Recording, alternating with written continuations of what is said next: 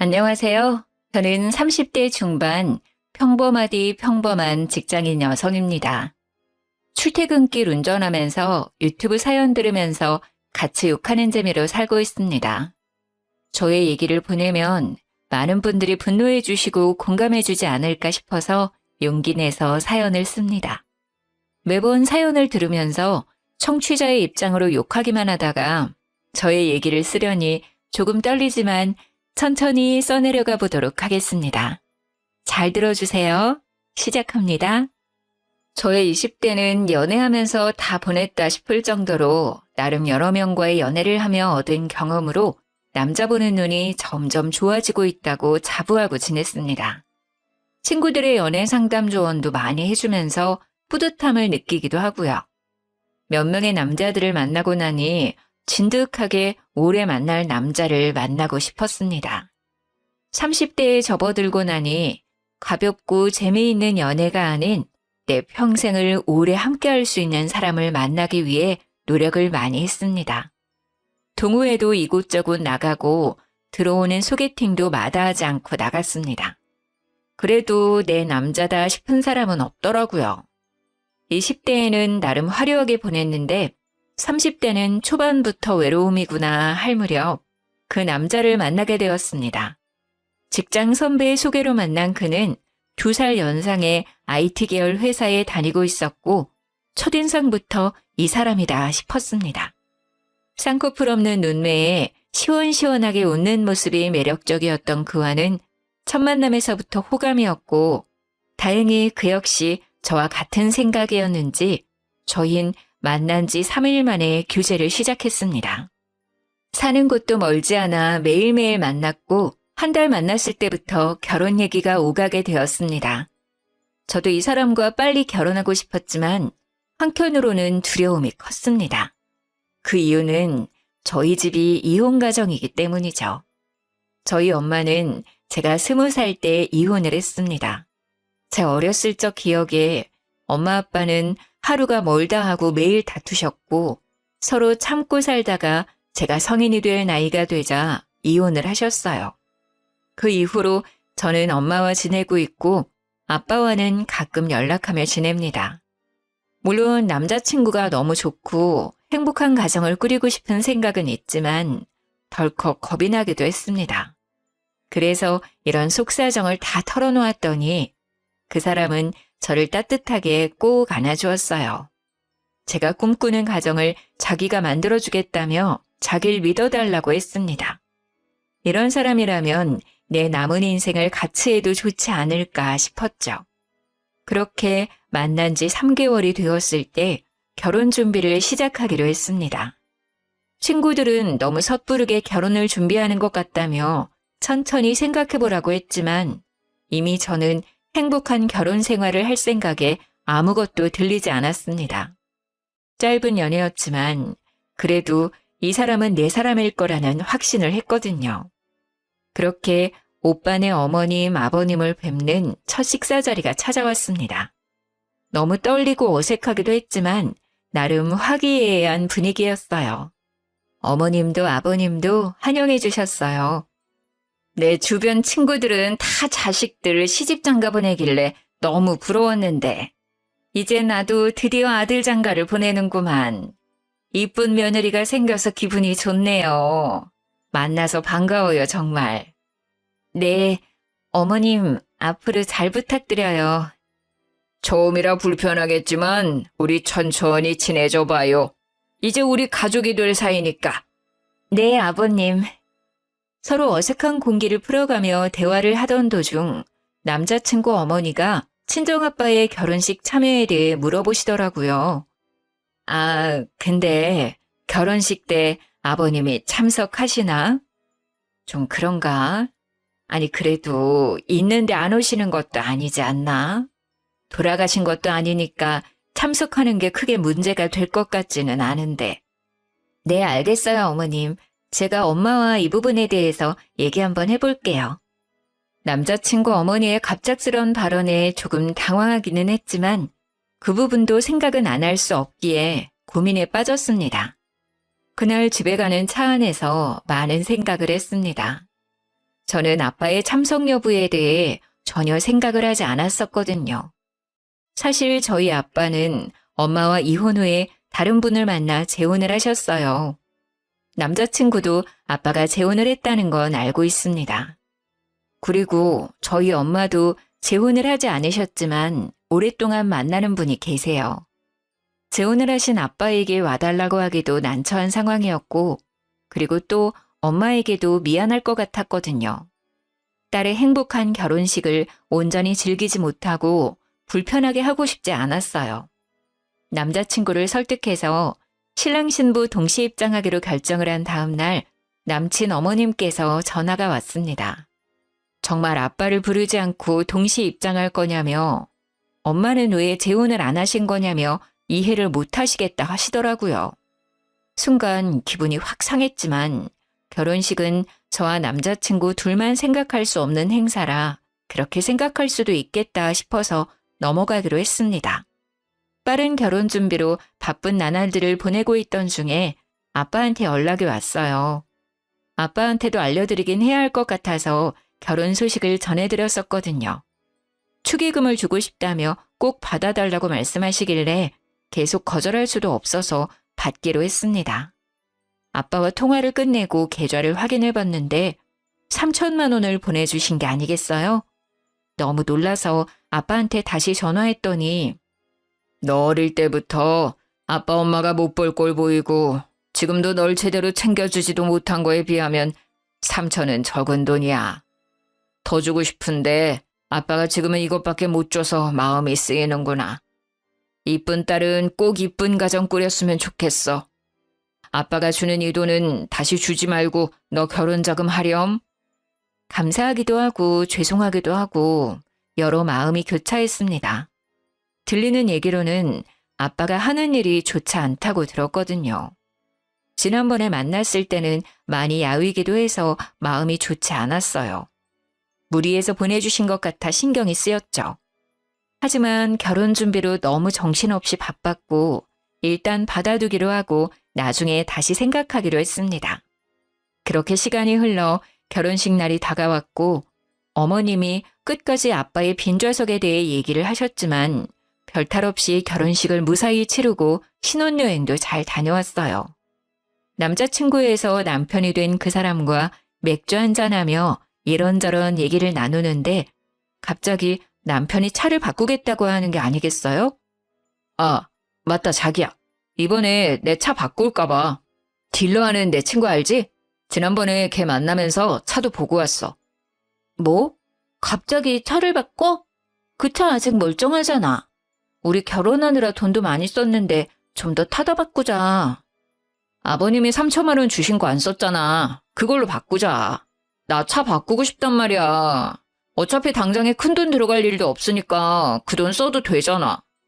우리 아빠가 주신 돈으로 본인 차를 바꾸겠다니 너무 어이가 없고 기분이 나빴습니다.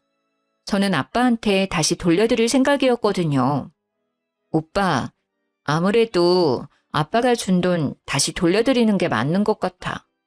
안 그래도 얘기하려고 했는데 정신없어서 이제야 얘기하네. 자기야, 그걸 왜 돌려줘? 너 결혼 자금하라고 주신 거잖아. 굳이 왜? 그렇긴 한데 이 돈을 어딘가에 쓰기도 좀 그래. 원래 받았을 때 바로 드리고 싶었는데 정신없어서 잠시 미룬 것뿐이야. 그리고 아빠 요즘 벌이도 좋지 않기도 하고 또 몸도 안 좋아 보여서 마음이 쓰여.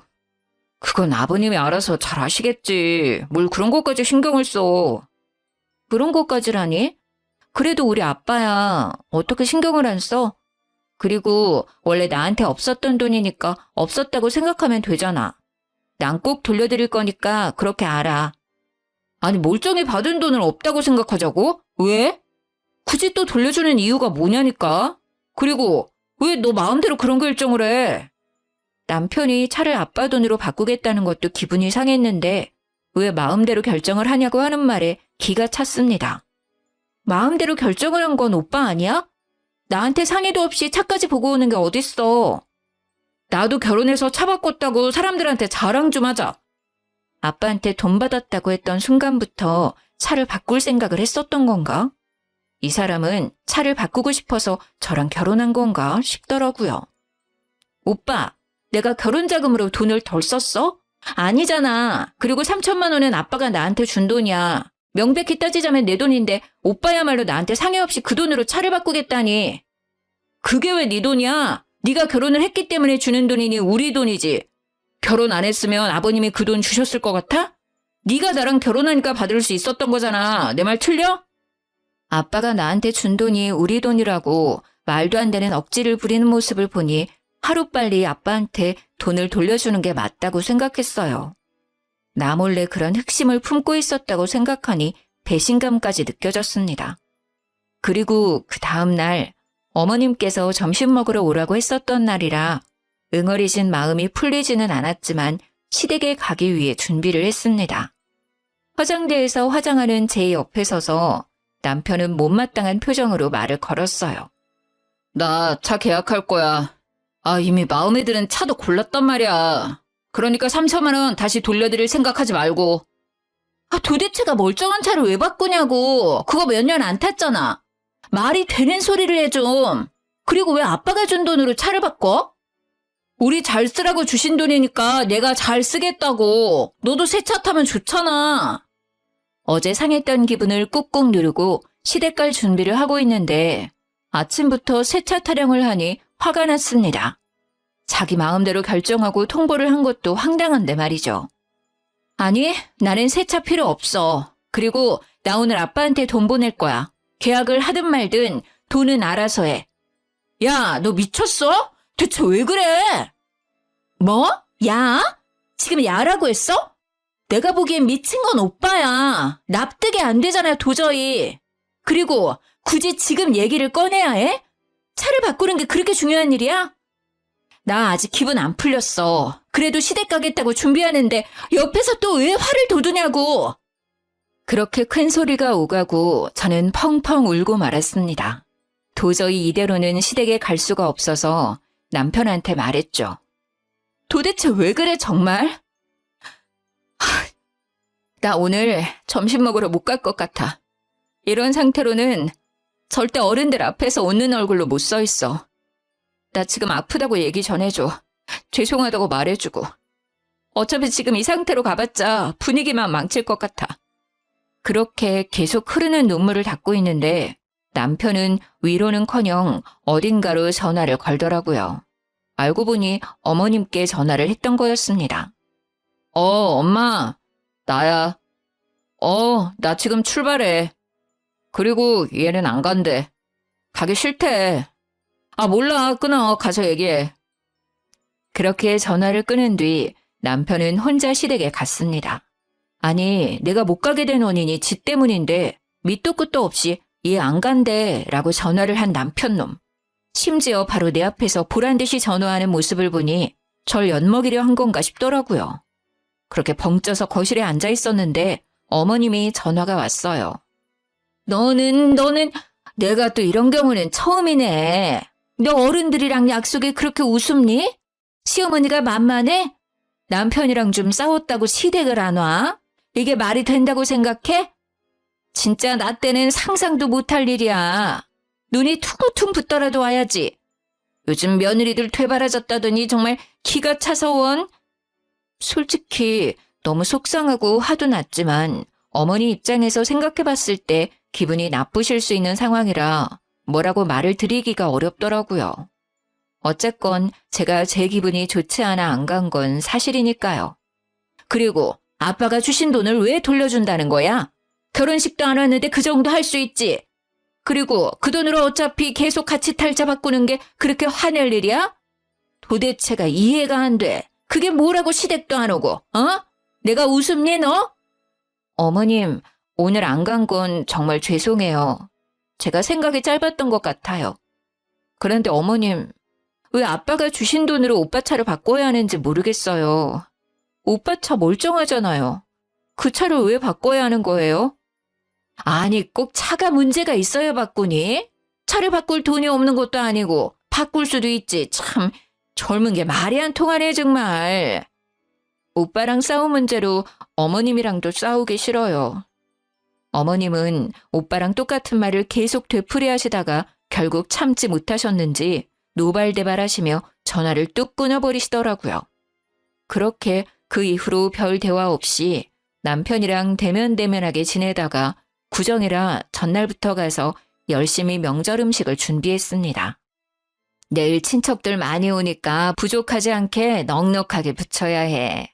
아, 그리고 나물도 손질하고 데치고 해야 해. 할 일 많으니까 빠릿빠릿하게 움직여야 할 거야.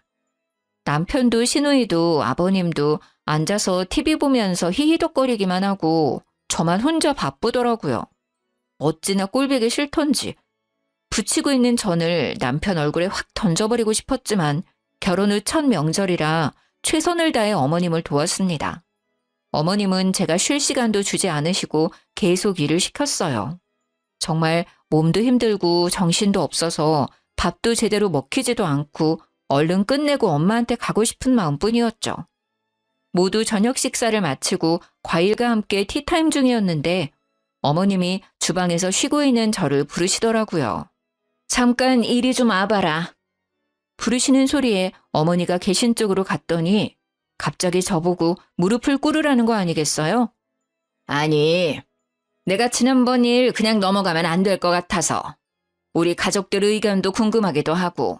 그리고 남편이랑 싸운다고 시댁도 안 오고 정말 내가 진짜 너무 어이가 없어서 웃음이 나더라 그날은. 이번 기회에 너의 그 버르장머리를 제대로 고쳐줘야지.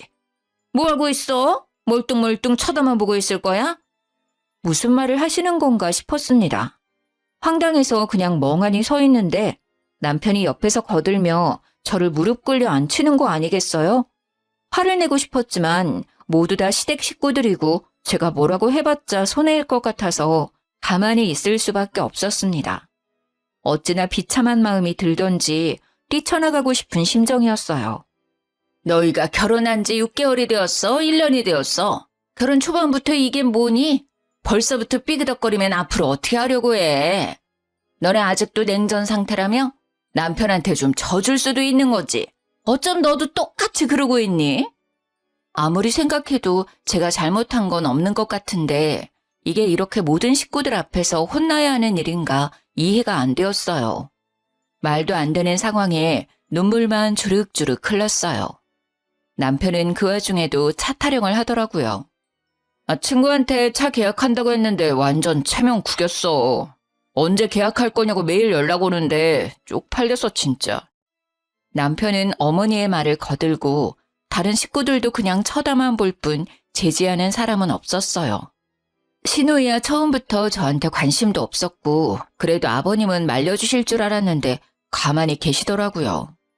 어제부터 온갖 잡일 다 하며 쉬지도 못했는데 이게 무슨 상황이지? 이게 맞는 건가 싶었습니다. 뭐라고 얘기해도 들을 것 같지도 않고 내가 왜 이런 취급을 당하고 있어야 하나 싶어서 이혼할 생각으로 시댁을 뛰쳐나가 친정엄마한테 달려갔습니다. 눈이 퉁퉁 부어서 혼자 친정에 달려온 저를 본 엄마는 아무 말 없이 저를 꼭 안아줬습니다. 엄마, 미안해. 내가 정말 미안해. 미안하다는 한마디만 하고 엄마 품에 안겨서 어린아이처럼 펑펑 울었습니다. 그래도 엄마랑 있으니 마음이 편해지더라고요.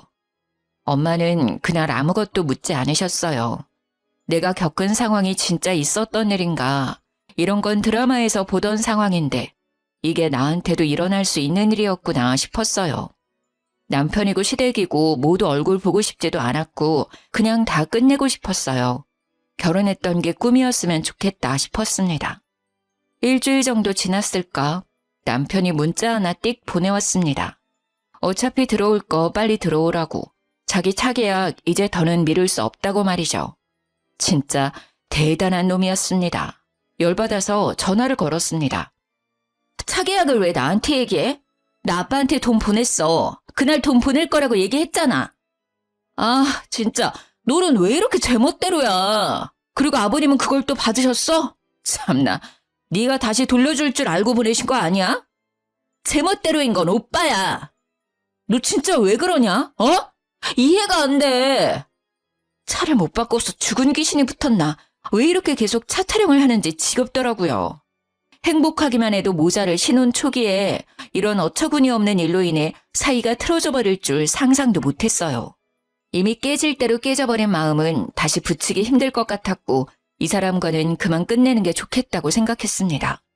나 이제 오빠 차 타령하는 거 그만 듣고 싶어. 환청이 들릴 정도야. 이혼해. 어차피 혼인신고도 안 해서 번거로울 것도 없잖아? 네 남편 차 바꿔주는 게 그렇게 싫냐? 그리고 너네 엄마도 이혼하셔서 그런가 이혼이 쉽네? 결혼이 참 우습나 봐, 너네 집안은. 뭐라고 했어? 너네 엄마? 말 함부로 하지 마, 이 새끼야. 그러는 너는 너네 엄마 닮아서 성격이 그따위냐? 뭐? 새끼? 야, 너 진짜 내 옆에 있었으면 한 대 맞았어. 결혼 생활 이어지면 오빠한테 맞기도 했었겠네? 결혼하자마자 본성이 바로 나오네. 짐은 곧 정리할 거니까 그렇게 알고 있어. 전화 끊고 나서도 분이 풀리지 않았지만 그래도 결혼한 지 얼마 안 되어서 혼인신고도 하지 않았을 때 남편의 실체를 알게 되어 다행이라고 생각했습니다. 그날 저녁 엄마랑 밥을 먹고 있는데 엄마 핸드폰으로 전화가 오더라고요. 시어머니였습니다. 저는 엄마한테 받지 말라고 했지만 엄마는 뭐라고 하는지 들어야겠다며 전화를 받았습니다. 결혼한 딸 계속 품고 계실 건가요? 살다 보면 이런저런 일로 다투기도 하는 거지. 애를 잘 타일러서 보내셔도 모자를 파네. 이혼이라뇨. 이혼이 애들 장난도 아니고. 사부인 말대로 살다 보면 이런저런 일로 다툴 수 있죠. 그런데 김서방과 사부인이 제 딸에게 한 말과 행동이 이런저런 일인가요? 저는 그런 일은 막장 드라마에서만 나오는 줄 알았네요. 말 되게 이상하게 하신다. 저희가 못할 짓 했나요? 정말 황당하네요. 저도 제 딸이 이혼하기를 바라지 않았어요. 어느 부모가 자식이 이혼하길 바래요? 결혼해서 행복하게 잘 살아줬으면 하는 게 부모 마음 아닌가요? 아무리 세상이 변했다고 해도 여자가 이혼하면 시선이 곱지 않은 거 사부인이 겪어보셔서 잘 아실 텐데요. 그건 남자도 마찬가지 아닌가요? 남자 여자 따지는 시대는 이미 지나갔지요. 엄마도 이혼하고 딸도 이혼하고 참 대단하십니다. 해도 너무하다는 생각이 들었어요. 친정엄마한테까지 함부로 말하는 시모. 하루빨리 이 인연을 끊어내야겠다는 생각을 했습니다. 짐을 챙기러 신혼집으로 가야 했는데 혼자 가기엔 용기가 나지 않아 친구에게 부탁해서 같이 갔어요. 집에 들어가니 다행히 아직 남편은 없었고 친구들과 캐리어에 짐을 하나씩 옮겨 담았습니다. 여기 있는 가전 가구들은 어떻게? 지금 다 옮길 수도 없고 설마 두고 갈 건 아니지? 당연히 챙겨갈 거야. 근데 엄마 집에도 둘 공간도 없고 이 큰 짐들을 어떻게 해야 좋을까? 아, 고민이네. 뭘 걱정해. 당근마켓 있잖아. 저렴하게 올리면 산다는 사람 많을걸? 내가 사진 찍어서 보내줄게. 짐 정리하고 있어. 그렇게 한참 짐 정리를 하고 있는데 하필 남편이 들어오더라고요. 얼씨구, 진짜 뭐하냐? 이거 주거 침입 아냐? 집에 들어오자마자 어이가 없다는 듯 말하는 그 사람의 말은 무시하고 마저 짐을 챙겼습니다. 사진 다 찍었어. 거의 새 제품 컨디션이라 저렴하게 올리면 금방 팔릴 거야. 친구가 찍은 사진들 보며 얼마에 올릴까 고민하며 얘기하고 있었는데 남편이 끼어들더라고요. 잠시만, 당근마켓에 뭘 올려? 여기 있는 가전 가구들 다 내가 산 거잖아. 가져가기엔 짐이 많아서 당근마켓에 싸게 올려서 팔려고. 두고 갈 순 없잖아? 오빠 좋은 일 시키는 건데? 하, 진짜 웃기는 짬뽕이네. 그렇게 따진다고 치면 너 여기에서 지낸 비용 줘야지. 아, 그 생각을 못했네? 줄게. 확실하게 해야지. 요즘 평균 호텔 1박 비용이 얼만지 확인해서 보내. 야, 그냥 당근에 올리지 말고 그냥 둬. 내가 그 금액에 사면 될 거 아니야. 어차피 나도 다시 사야 하는데. 그럴래 그럼? 안 그래도 하나하나 거래하기 귀찮았는데 잘 됐다. 옮기지 않아도 되고. 금액 정리해서 보낼 테니까 바로 돈 입금시켜. 본인이 사겠다고 하길래 잘 되었다 싶어서 그러라고 했어요. 마저 남은 짐을 싸고 있는데 옆에서 궁시렁궁시렁 뭐라고 하더라고요. 듣는 채도 안 하고 짐 챙겨서 나왔습니다. 친구들도 끝까지 징글징글하다며 혀를 찼죠. 그렇게 아무 일도 없었던 것처럼 일상으로 돌아갔어요. 마침 회사도 바쁜 시기라 정신없이 보냈습니다. 그렇게 한 달 정도 지났는데 남편한테 아무 연락도 없더라고요. 계좌를 봐도 입금된 내역은 없었어요. 이거 가만두면 입 싹 닫고 절대 돈을 안 보낼 것 같더라고요. 그래서 당근마켓에 정말 싸게 올렸습니다. 그랬더니 구매하겠다는 사람들에게 연락이 엄청 왔습니다. 구매하겠다는 분들 중 한꺼번에 구입하고 싶은 사람이 계셔서 그분과 거래를 하기로 했습니다. 날짜를 조율해 구매자를 만나서 무사히 거래를 완료했어요. 정말 운이 좋게도 그 자식이 집에 없을 시간이라 별 문제 없이 진행되었습니다. 하나하나씩 집이 비워질 때마다 웃음이 나서 참느라 혼났습니다. 돌아왔을 때 텅 빈 집을 보고 황당해할 그 얼굴을 보지 못해서 아쉬웠어요. 그날 거래를 마치고 기분 좋게 친구들이랑 한잔하려고 만났습니다. 술도 너무 달달하고 기분도 최고로 좋았죠. 친구들이랑 그놈을 안주 삼아 신나게 술을 마시고 있는데 그 자식한테 전화가 오더라고요. 너 뭐 하는 짓이야 진짜? 뭐가? 너 설마 집에 있는 물건들 다 팔았냐? 지가 사겠다고 하더니 한 달이 지나도 감감무소식이길래 계속 가만히 있다가는 돈 못 받을 것 같아서 팔았어. 그러길래 돈 빨리 보내줬어야지. 너는 나한테 돈을 받고 싶냐? 어? 그동안 만났던 정도 없어? 진짜 대단하다. 그걸 또 팔았어? 와, 우리 사이? 도대체 무슨 사이죠? 그리고 당연히 받아야 할 돈 달라는데 그게 무슨 문제지? 게다가 엄청 싸게 가격도 해드렸는데 그쪽이 안 주셨잖아요. 심지어 한 달 동안 무단으로 사용까지 하고. 진짜 너무하다 생각 안 드냐? 너무한 건 오빠랑 오빠네 가족이지. 나 지금 너무 기분 좋게 친구들이랑 술 한잔 중이거든? 그럼 할 말 다 한 것 같으니 기분 망치게 하지 말고 끊어. 전화를 끊고 친구들이랑 재미있는 시간을 보냈습니다. 그날은 참 즐거웠는데 말이죠. 서류도 처리할 것도 없어서 깔끔하고 이제 나는 자유가 되었는데 그 뒤에 휘몰아쳐 오는 여러 감정들이 견디기 힘들었습니다. 엄마한테도 너무 죄송스럽고 내 자신도 원망스러웠습니다. 남자 보는 눈이 생겼다고 자부했던 지난 날들이 너무 부끄러웠습니다. 엄마한테 티 안 낸다고 노력했다고 생각했는데 저의 그 우울한 감정들을 눈치채셨는지 매일매일 저를 위로해 주셨습니다. 엄마가 아저씨한테도 말했는지 아저씨도 저희 집에 자주 오셔서 예쁜 꽃다발을 선물해 주시거나 맛있는 식당에 가서 음식을 포장해 오실 때도 있었고 인기 있는 뮤지컬 공연에도 데려가 주셨습니다. 정말 감사하게도 저를 웃게 해주시려고 노력하셨어요.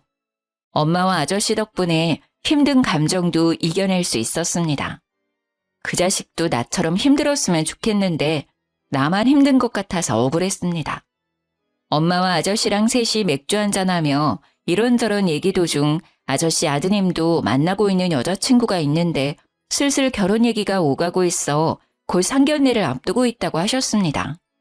나도 이혼해서 아들 혼자 키우는데 우리 아들도 처가에 무시당할까 봐 걱정되네. 혼자 키웠지만 남부럽지 않게 잘 키웠는데. 아저씨, 그런 사람들 흔하지 않아요. 제가 정말 재수가 없었던 거예요. 걱정 마세요. 안 그런 사람들도 많아요.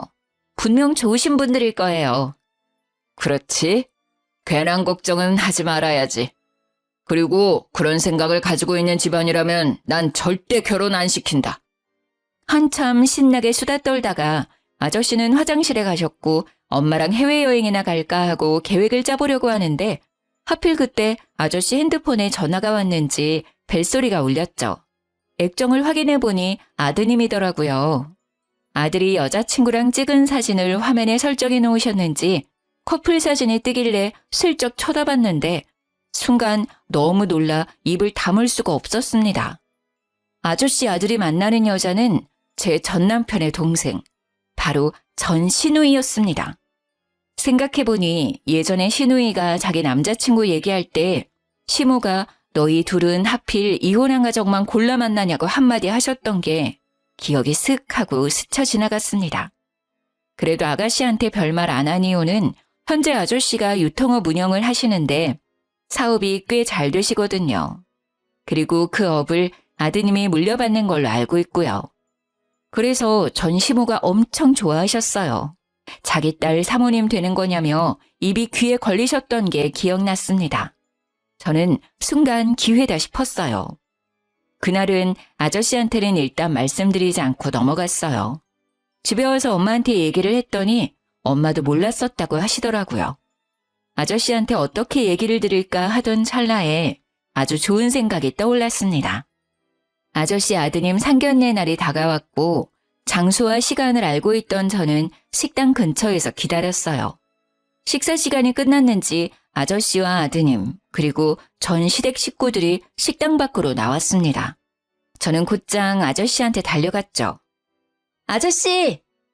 아이고 우리 영주 우연히 만나니 더 반갑네. 친구들 만나러 가는 중이니? 아저씨는 저를 반갑게 맞이하셨고 전 시댁 식구들은 마치 귀신이라도 본 사람들처럼 입을 떡 벌리고 저를 쳐다봤습니다. 아니, 너? 시어머니는 얼굴이 하얗게 질리셨고 남편도 무슨 일인가 싶었는지 저의 손목을 붙잡고 다른 곳으로 끌고 가려고 했어요. 저를 억지로 끌어내려는 남편을 아저씨가 제지해 주셨죠. 뭐 하는 거예요? 내 딸 같은 아이한테. 아저씨의 발언에 전 시누이는 금방이라도 울 것 같은 표정이었고 전 시모는 놀란 토끼 눈이 되었어요. 모두 있는 자리에서 저는 아저씨께 말씀드렸습니다. 아저씨, 여기 계신 분들이 제 전 시댁 식구들이에요. 뭐? 아저씨는 제 말을 듣고 순식간에 화난 얼굴로 전 시모를 째려봤습니다. 사돈어른, 뭔가 오해가 있으신 것 같은데 저희 조용한 곳으로 가서 얘기를 좀 더 나눌까요? 저는 더 이상 할 말은 없는 것 같고 오늘 나누었던 결혼 얘기는 다시 생각해 보도록 하죠. 아니, 그냥 없던 걸로 하는 게 나을 것 같네요. 아들, 일단 너 집에 먼저 가 있어라. 아저씨는 저를 데리고 그 자리를 박차고 나왔습니다. 그렇게 아무것도 못하고 저를 쳐다보는 시댁 식구들을 뒤로하고 아저씨와 함께 가는데 속이 너무 시원했습니다. 그 다음날 아저씨랑 엄마랑 근교 드라이브 가기로 해서 준비 중이었는데 전 남편과 그 식구들이 친정집으로 들이닥쳤습니다. 야! 이년아! 문 열어! 쿵쿵 문을 두드리는 소리에 문을 열었더니 전 시모가 저를 보자마자 머리카락을 잡아채고 막 흔들었어요. 이게 무슨 짓이에요? 이거 안 나요? 당신 미쳤어? 나쁜 년, 내 아들 인생 망친 것까지 모자라서 내 딸 인생도 망치려고 해? 내 딸한테 왜 이래요? 이거 놔요. 경찰 부르기 전에 어서요. 저도 가만히 있을 수 없어서 똑같이 머리채를 잡아드렸죠. 전 시모의 비명소리에 뒤에 있던 두 자식놈들도 합세해 순식간에 현관은 난리가 났었어요. 그 순간 엄마와 저를 데리러 온 아저씨가 사자후를 질렀습니다. 도대체가 뭐 하는 거예요? 아저씨는 엉망진창이 된 엄마와 저를 살피고 나서 무서운 얼굴로 시어머니와 시누이를 쳐다봤습니다. 정말로 대단한 사람들이네. 아버님, 오해해요. 시누이는 울면서 아저씨께 매달렸어요.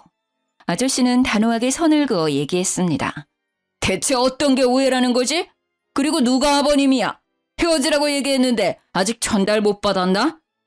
저 못 헤어져요.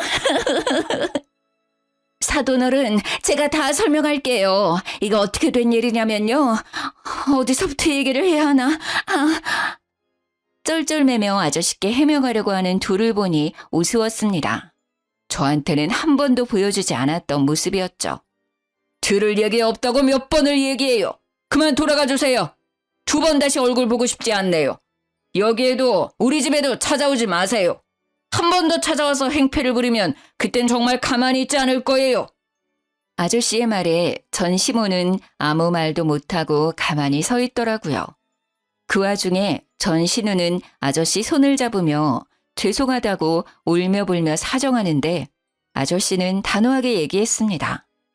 이제 네 얼굴 보고 싶지가 않으니 어머니 모시고 가. 이렇게 해봤자 내 마음은 변함없다. 남의 집에 찾아와 행패 부리지 말고 다신 오지 마. 결국 셋은 더 말도 못하고 돌아갔어요. 그 난리법석인 와중에 그 자식은 한마디도 못하고 찌그러져 있더라고요. 나한테는 그렇게 소리도 잘 지르고 말도 잘하더니 너무 조용해서 그 자리에 없는 줄 알았지 뭐예요. 그렇게 한바탕 난리를 치르고 난 뒤 제 전화는 불이 났습니다. 전 남편, 전 시누이, 전 시모가 돌아가면서 연락을 하더라고요. 내가 그동안 생각이 좀 짧았던 것 같아. 진심으로 사과할게. 우리 그래도 처음부터 운명이라고 생각했잖아. 대화도 잘 통하고 정말 좋았는데, 그치? 다시 시작하면 안 될까? 개소리 말고 끊어. 정말 어이가 없었습니다. 이제 와서 갑자기 무슨 낯짝인 건지 웃기더라고요. 떨어질 것도 없는 정이 더 뚝 떨어졌어요. 그렇게 막말할 때는 언제고 어머님이 시누이 결혼시켜야 하니 절 다시 잡으라고 얘기한 건가 싶었어요. 그리고 그날 저녁 전 시모와 전 신우가 집에 또 찾아왔습니다. 내가 미안했다 정말. 어차피 서류상으로 결혼도 이혼도 아니니까 다시 우리 아들이랑 잘해보면 안 되니? 내가 잘 타일러 볼게. 어차피 오빠 서류상으로 깨끗한 사람이잖아요. 부모님 다 계시고 오빠 차 바꿔줄 수 있는 여자분 만나시면 될 것 같아요. 섭하게 그게 무슨 말이니? 나 때문에 마음 많이 상했던 거 알아. 내가 사과할게. 제가 이혼한다고 할 때는 우리 엄마까지 들먹이면서 이혼하면 보는 시선 곱지 않다고 비꼬시더니 잘 사는 사돈은 놓치고 싶지 않으셨나 봐요. 언니, 제가 앞으로 잘할게요. 아버님 마음 좀 돌려주시면 안 돼요? 요즘 남친도 저한테 어찌나 차가운지 저 너무 힘들어요. 아가씨가 이렇게 저한테 관심 있었는지 몰랐네요. 그동안 많이 서운했죠? 언니, 제가 뭐 기분 상하게 한 거 있으면 다 말해줘요. 연락 한 번을 안 해서 번호조차 몰랐던 시누이도 자기 꼭 결혼해야 한다며 매일매일 전화와 문자를 수십 통 보내서 번호를 바꿔야 하나 깊은 고민까지 했었어요. 이제 와서 이런다고 저한테 했던 말이랑 행동들이 없던 걸로 되는 건 아니잖아요. 아빠가 보내준 돈으로 아들 차 안 바꿔준다고 식구들 앞에서 무릎 꿇으라고 한 건 생각 안 나세요? 미안하다. 정말 미안해. 내가 왜 그랬는지 모르겠네. 늙으니까 무릎이라도 꿇을까? 그럼 마음이 좀 풀릴 것 같니? 네 마음이 풀린다면 무릎 꿇는 것쯤이야 할 수 있어. 언니, 저도 무릎 꿇을게요. 제발 저 좀 도와주세요, 언니. 제발요. 무릎 꿇겠다며 도와달라고 하는 둘에게 잘 됐다 싶어서 그러라고 했어요. 제가 진짜로 꿇으라고 할 줄은 몰랐는지 조금 당황해하더니 진짜로 무릎을 꿇더라고요. 둘이 무릎 꿇고 사정하는 모습을 보니 솔직히 통쾌했습니다. 일단 오늘은 두 분 다 돌아가세요. 저 너무 피곤해서요. 그럼 조심히 가세요. 그렇게 둘을 돌려보내고 그날 밤 간만에 정말 꿀잠 잤습니다. 그리고 아저씨한테 연락해 그 둘이 계속 찾아와 괴롭힌다고 말했어요. 그 말을 들은 아저씨는 다신 근처에 얼씬거리지도 못하게 하겠다고 혹시나 또 찾아오면 바로 전화하라고 하셨죠. 그 이후 전 시댁 식구들이 집에 찾아오는 일은 없었어요. 결국 전 신우 결혼이 완전 무산되니 전 시모가 매일 제게 전화로 저주를 퍼붓더라고요. 너같이 심보 고약한 애는 처음 봤다. 나쁜 년, 못된 년, 싸가지 없는 년. 네가 뭔데 우리 가족들 인생을 망쳐? 내가 너 매일 처조할 거야. 알았어?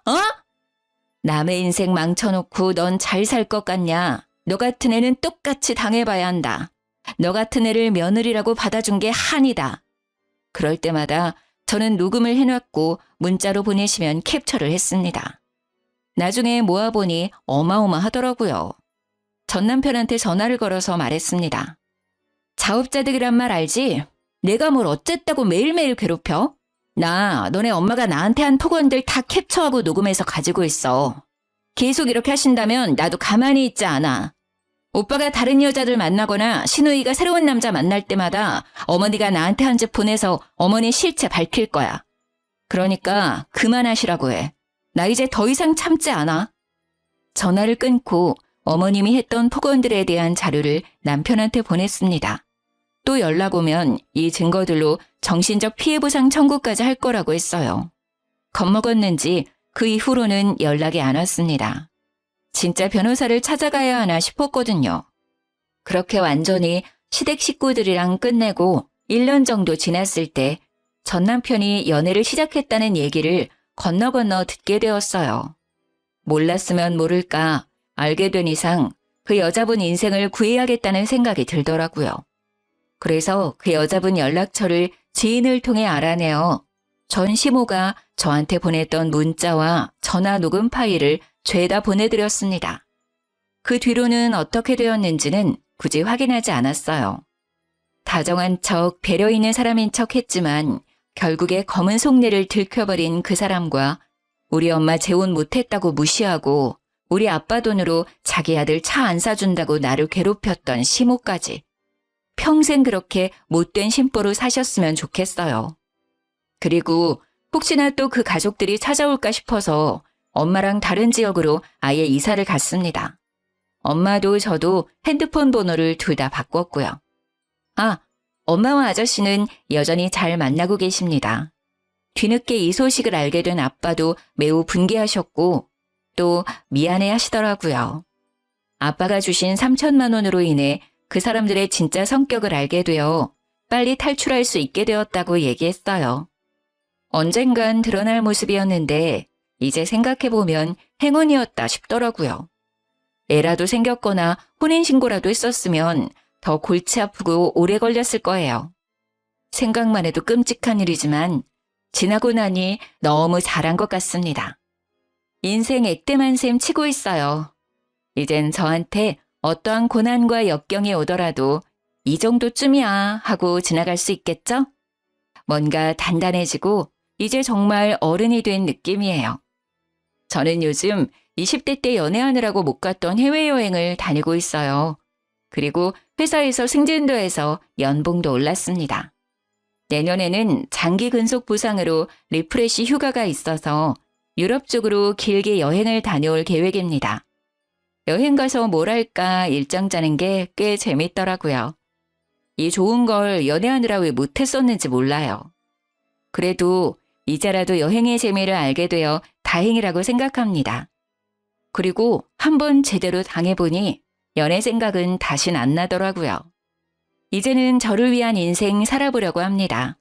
물론 좋은 사람이 생긴다면 더욱 좋겠지만 이대로도 좋은 것 같아요. 너무 긴 사연인데 재미있게 들어주셨을까요? 같이 분노해 주시고 같이 속 시원해 하셨으면 합니다. 감사합니다. 늘 행복하시고 건강하세요.